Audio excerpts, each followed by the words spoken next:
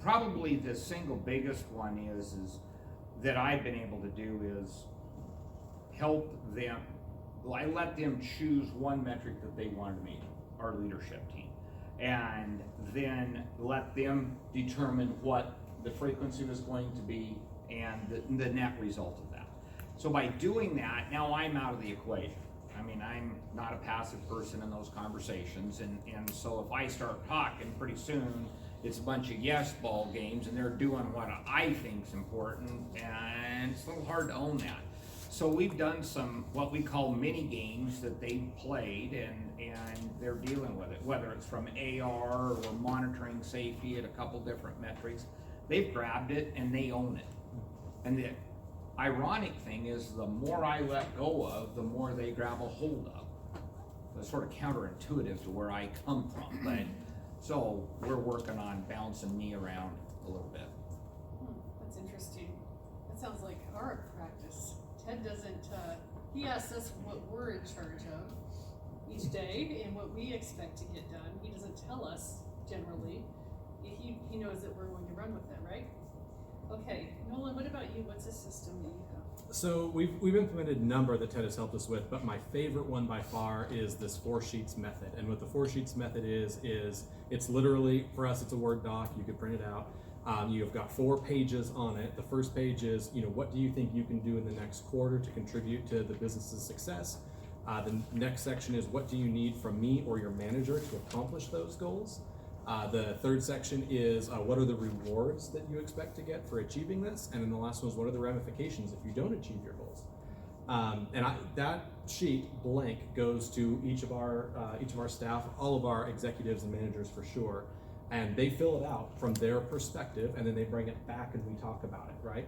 And I do request under the outcomes portions, the success and the failure sections, don't just put down what it means for you, what does it mean for the business? And that ties back for them.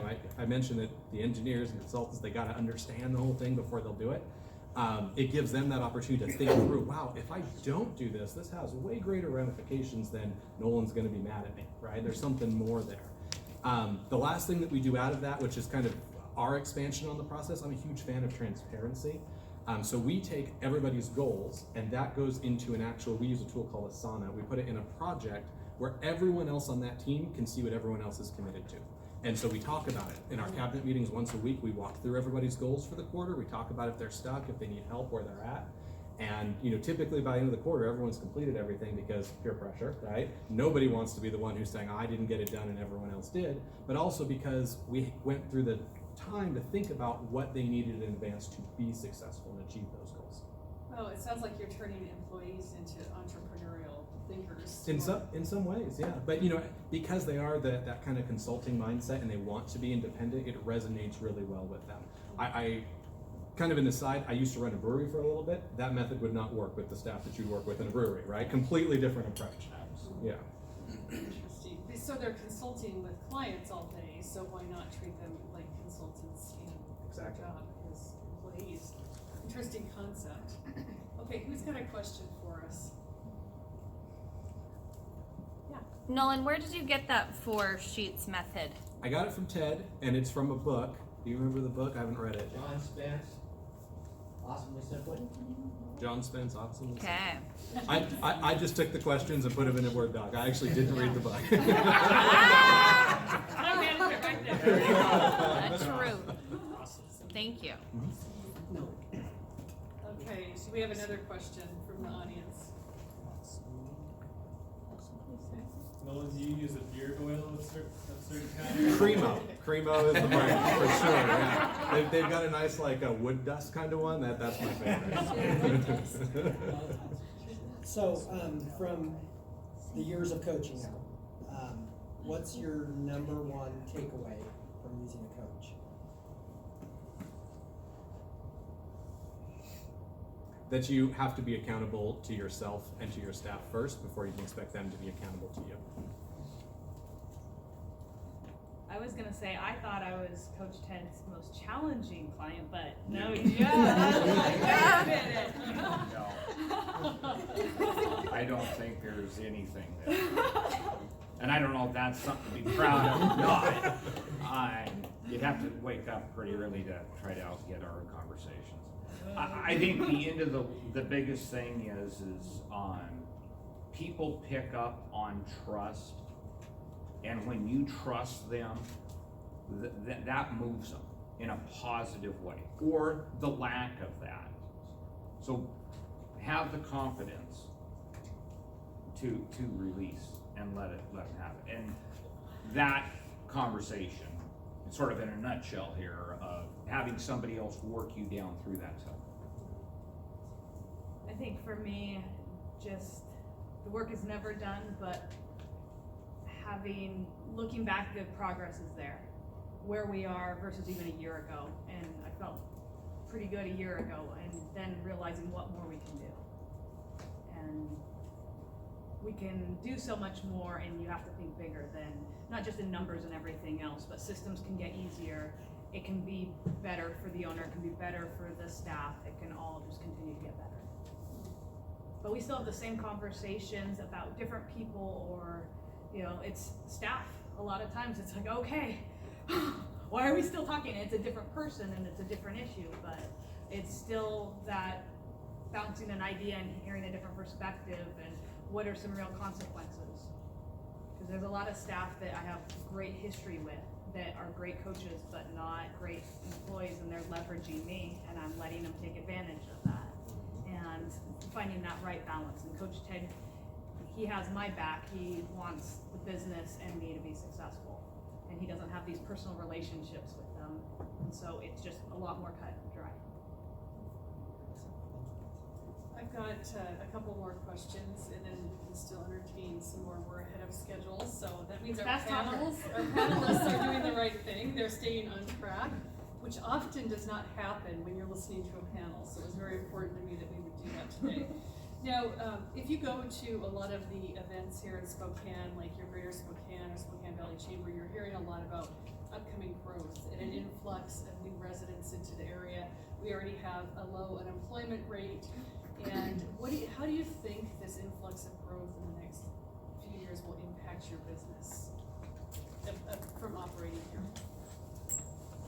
I am hopeful that it will bring potential employee candidates along with it. We are struggling to find people in this area. I was just talking at the table over there that we've been having to recruit in different states. We have remote workers from kind of all over now. I've got a guy in Brazil, right? Because that's just where we can find the skill sets. And so I'm hopeful that as Spokane grows, we actually get access to technical, competent staff. There just aren't very many here anymore that don't hardly work for us.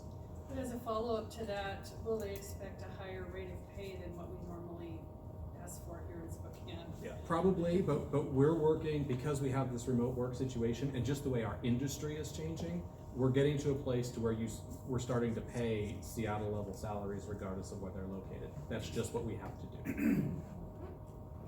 Well, in our case, we need everybody domiciled here. I mean, our work is not, or you can't really do what you need to do. There's certain aspects of the business can be done remotely, but everything's got to be here. So I look at that as a great opportunity for lots of reasons. One, we need to grow so we can learn as a community and grow. There's challenges with that. There's collateral implications, but the biggest thing is it's a greater pool for us. We can learn new tool sets, we can improve efficiency, which is not a big thing in the construction industry, because essentially a 1950s production is being done today. So I mean, we're not moving at the industry, the whole construction industry moves rather slow, so we need to keep changing the water in the pool so we can get some different outcomes. Direct to the business, and of course, I'm not trying to be polarizing, but I really don't care what your political preference is. If you're extremely left or extremely right, at the end of the day, both sides want to save energy. They want a higher quality, want less footprint. So if you're from this side of the state, farmers, ranchers, they have to live off the land. They've been very good stewards of this land, contrary to a lot what you hear. Yes, they could do some different things. And the other side wants less carbon. So think about these structures, just to give you a tidbit, all buildings in the United States consume more power than anything else. Over 42% of all power consumed is for buildings. You'd think it's light, it's not. It's keeping the environment at a temperature that people want it to be. If it's extremely hot outside, keeping it cool in here, or the inverse of that. So helping them with that is a huge opportunity. So we're gonna actually become more efficient as a community with this in-work growth. Fantastic. Did you answer? No, but I think all ships rise with the tide, and bringing in the right people that want to be part of our community and to contribute. I'm really excited about the future, not just from a kids coming to gymnastics perspective, but from a community perspective. Fantastic. Good. Okay. Any audience questions?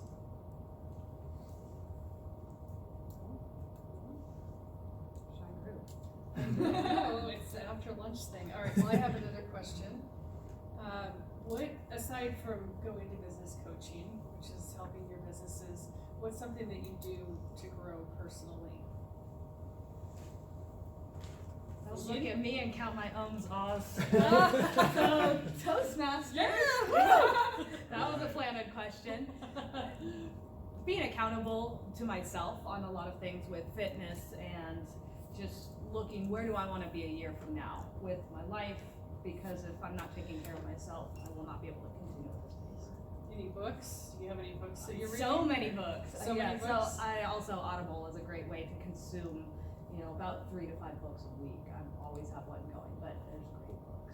How do you find time to listen to all the It's audiobooks? when I'm cleaning, working, driving, it's, my brain's always going and writing things down. There's great resources. Fantastic. Okay, great.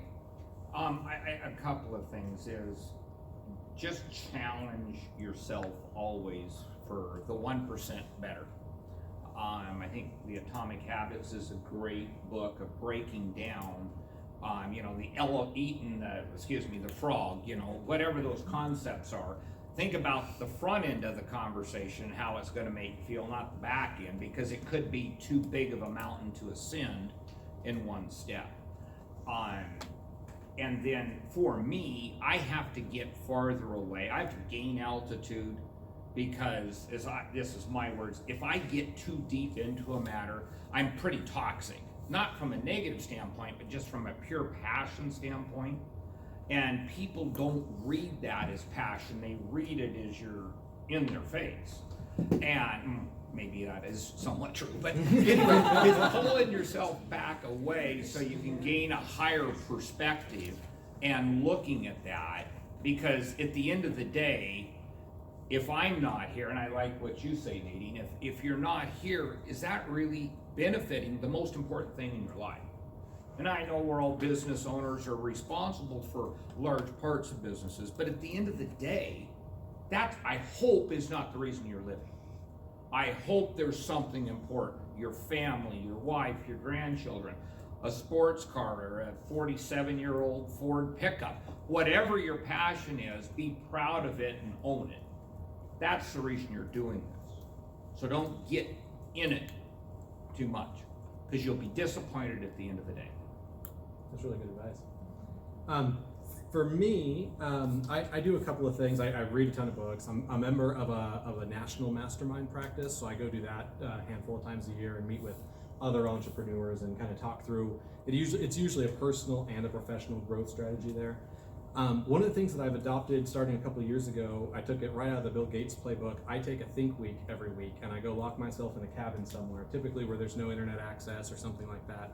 And I start that week by focusing on who I want to be in the next 12 months and what I want to achieve for myself and how I'm going to develop myself. And then I translate that into, well, what do the outcomes for the business need to be? How does that need to support where I want to go? And that's helped me take that time to step back, because otherwise I find myself in it, and in it so focused that I don't even look up to recognize that I'm going the wrong way. Can I add on? Yeah. Okay. Absolutely. One book that's really great is just The Compound Effect. But then I also actually ask myself out loud a lot of times, what will future Nadine think of this? Will I be proud of this? Will this take me closer to my goals? And then the letter that we'll be writing to ourselves, our 90-day down the line, I think of that even throughout, in between growth clubs is, okay, I said in my letter that I wanted to be here. Is this taking me one step closer to that goal?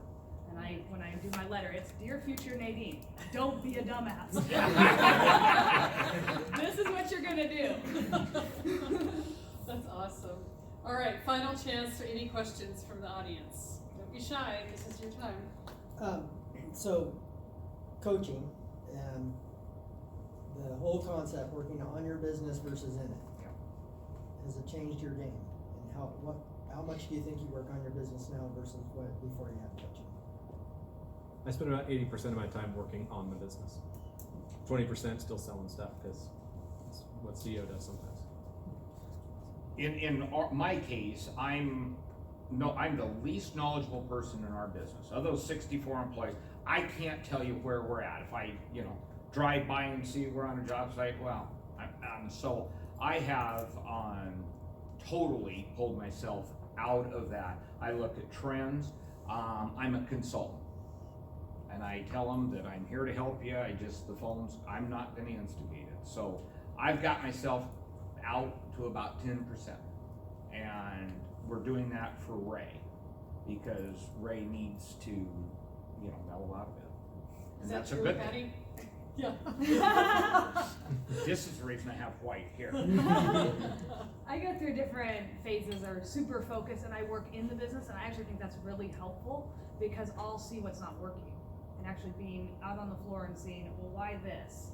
Or I had one of my employees that actually did join the circus and relocated, and so I had summer camps again. And so then I got to see, okay, things that worked 10 years ago when our numbers were lower aren't working. And so I did summer camps, and it helped me then make better plans and make it easier. So then work on the business. But sometimes I just need to grind in there and do it and ask a lot of questions or see what's working or get ideas from my coaches. But a good juggling. No balance. There's no such thing as balance. All right, any other final thoughts from our panelists? I have a question. Oh, If I may. boy.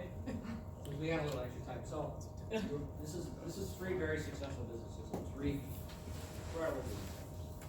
So you have a really great opportunity here, and I hope everybody has learned a lot from this. So my question is, number one, how do you want to be remembered? How do you want to be remembered? And how do you want your business to be remembered when you're no longer there? So you think about that. Do you want us to answer that or just think Yes, I about want it? you to. Okay, because I think about that all the time. When I talk about that I'm not super focused on my numbers, it's more about lives impacted and what we do. I really believe in what we do and that we are different from any other gymnastics program or child activity center. When people think gymnastics, they ask me a lot of questions about how many Olympians are you training? That's just not who we are and what we do. We know who we are. We know what we want to do with the opportunities that we have. And when I've had opportunity to jump in or to go, I've jumped in, and this is way more than me or even the team we have right now. It really is my legacy. I have chosen what we are doing above anything and everything. It is my family I chose, it is the impact I'm having, and I think about it every day. And there's the other side of it where it's a lot, I think of the health and safety of everyone every day. And so I make decisions. We're not just teaching handstands and stuff anymore. Now we have to think about security and viruses and all those things, but it definitely keeps me on the path I want to be. A few points. If you've never had to sit down, I was taken down this path a number of years ago to write your obituary, and that exercise will bring out a lot of emotion. And I've never seen it done before, and this one individual that I was working with put me on that path, and it's a refreshing, positive experience because it helps set what's important for you in the future, right? We base stuff on history, we live in the present, but we're living for the future. So thinking about that, for myself, it is not that we might be the greatest insulator that's ever walked the face of the earth, or we removed more tonnage of environmental hazard. It's not there. It breaks down to our people, because we have internal customers and external customers. Our internal customers, as I said, is going to be as good as we are. And if they're not in the greatest mental capacity, shape, dealing with the situation, that's us. And you got to own it. So number one, I want them to have the best possible experience in moving their family's goals forward, whether they even know what those are. But they get to achieve what they want in life, number one. Number two, we will be safe. We are not gonna send somebody home with less digits than they came to work with, or anything worse. And thirdly, that the business finds a way to perpetuate for multiple generations. I really do believe I'm the janitor of our business. Now, I say that all the time, and some people look at me a little bit funny. Not like Nadine's cleaning, even though I love to clean, but I do that for self-therapy. But figuratively, because, and I am the least significant person in that, or the most insignificant person in our business. It is not about me. It is, I happen to lead a team. And I want them to know that I'm standing there with them, metaphorically walking the walk. So at the end of the day, that's what's important in that case. For me, that's a tough question, Ted. I'm glad that I went last. I think that when I think about how I want to be seen, I want the people who worked for me to see over the however long it goes, right? I want them to see me as having a high integrity, as having challenged them to be better as people, not just in terms of like what they're doing for their specific job, but overall. I want them to see me as somewhat tough, but also empathetic and willing to listen, but will always push them forward and always ask them to do a little bit more and to be a little bit better. Yeah, that is exactly the way I want to be seen. That's my legacy I'm aiming for. Thank you. Great. All right, well with that, let's thank our panel and we'll take a few minutes